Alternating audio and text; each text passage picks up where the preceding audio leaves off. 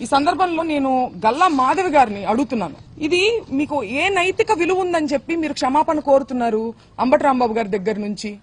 నేను అంబటి రాంబాబు గారి వ్యాఖ్యల్ని నేను సమర్థించట్లేదు, ఆయనే సమర్థించుకోలేదు కదా. హీట్ ఆఫ్ ద మూమెంట్ లో నేను అన్నాను, నేను అలా అనుండాల్సింది కాదని ఆయనే చెప్పారు.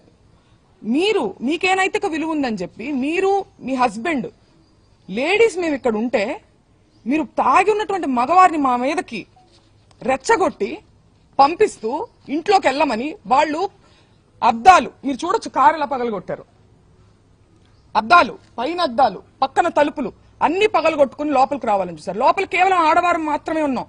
నేను, మా మదరు, మా సిస్టరు, మా పిల్లల్ని పెట్టుకుని మేము ఉన్నాం. హోమ్ మినిస్టర్ అనిత గారిని కూడా నేను సూటిగా ప్రశ్నిస్తున్నాను, దీన్ని మీరు సమర్థిస్తారా?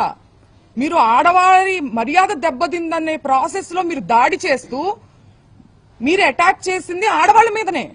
ఇది ఏ రకంగా సమంజసం? ఇది ఏ రకంగా న్యాయం?